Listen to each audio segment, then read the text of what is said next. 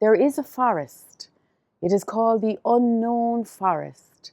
It prefers to be unknown and to keep itself hidden from the eyes of men, for the children of the forest can be in danger from the children of men.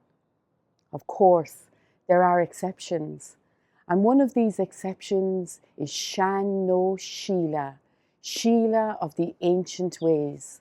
She is of the Mana Fasa. She is of the wise women, a Banfasa, living at the edge of this forest.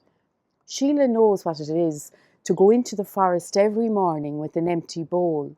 She looks through the forest, and the forest shows her its bounty, and she begins to pick maybe some mushrooms here, some wild barley, some lavender, and she puts them all in her basket. When she goes home to her little house, if only you could see it, if you could stand outside it, you would say, it's so small. How can somebody live in here? But when you go through the door of Sheila's house, it is so comfortable. It is so comforting that it brings you right in. She puts some water on to boil, and when it comes to sing, have you heard water sing? When it comes to sing, she puts in the bounty from her bowl.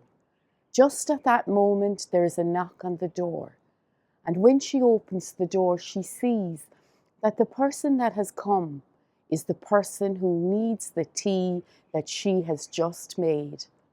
Some people come because they might have arthritis. They might say, Sheila, I need to play for the wedding in the hall and my hand is too swollen.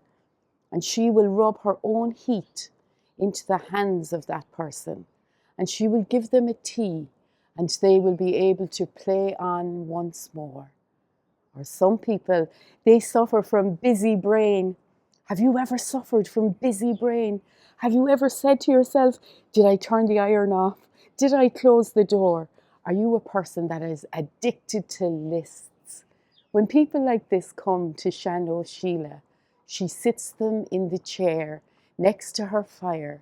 She puts a blanket around their shoulder, one she has made herself, and into the cup she pours a tea. As you sip the tea, she sings you an old song. Shaheen Sho, oh lo lo, Shaheen Sho, Makri.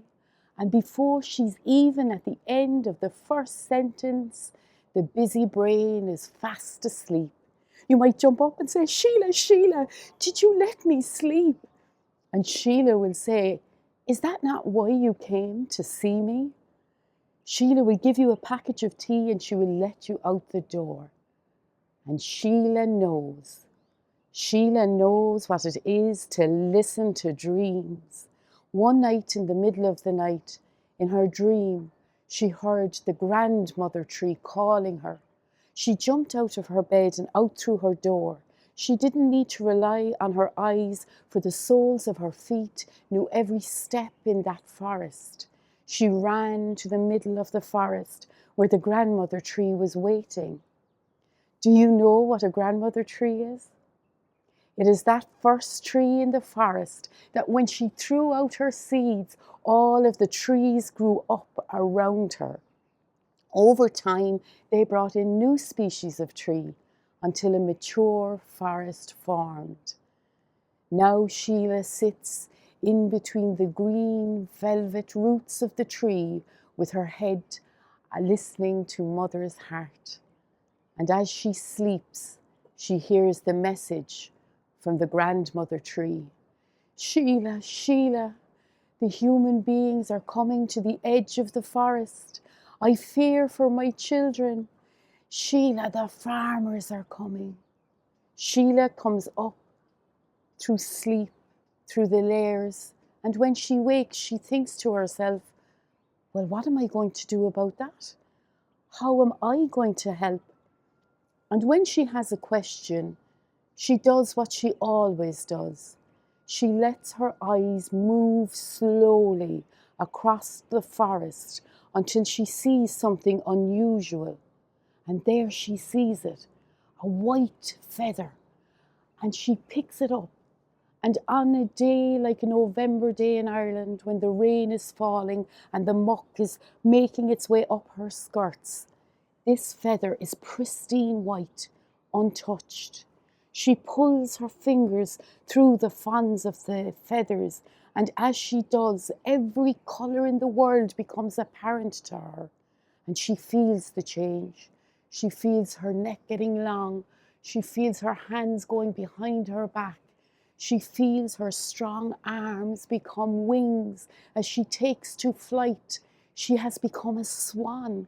She takes to the sky, up, up over the trees. She sees how they lean together, how they whisper together, never taking too much space, but in communion with one another. We have a lot that we can learn from trees. Then she comes to the edge of the forest. And at the edge of the forest, she sees them there, the fighting farmers with their red faces, red with rage. They throw down their tools and they point at the forest as if this is the next place that they will clear. The heaviness of it. The heaviness of it pushes Sheila back down through the trees until she comes once more to the ground. And she looks around thinking, what am I going to do? I still don't have the answer. And so in the ancient ways, she begins to call on Gott na Guiha. She begins to call on the voice of the trees. Tell me what I need to do. Tell me. And the wind sings through the branches of the trees. Call the people of the Tees.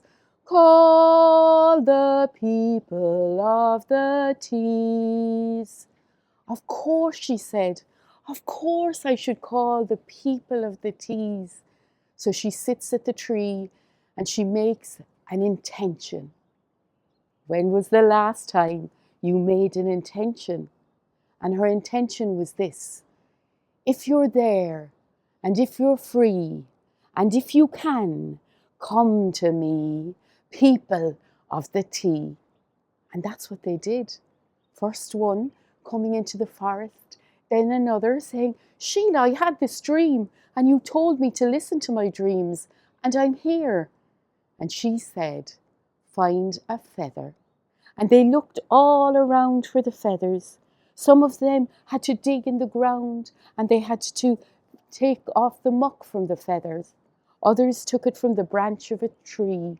Others from the beak of a bird or the back of an animal.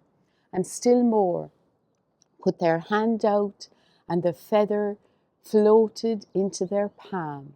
For that is the luck of some people. When everybody had a feather, they said, look at this.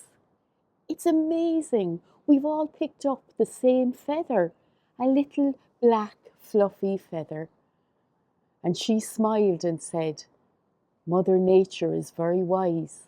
Pull your fingers through the feathers. And that's what they did. And when they did, they felt the change. The connection to the one in front. The connection to the one behind. The connection to the one at the right. The connection to the one at the left. For they had become one now. A great murmuration of birds. A great murmuration of starlings. With the one thought now, they lifted up into the sky. They flew to the edge of the forest, where they could see the farmers.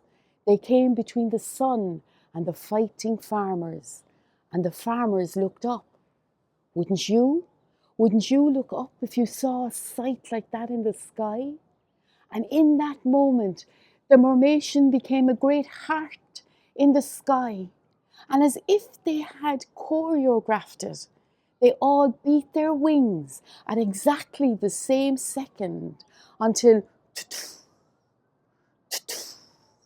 it became a great beating heart in the sky in front of the eyes of the fighting farmers.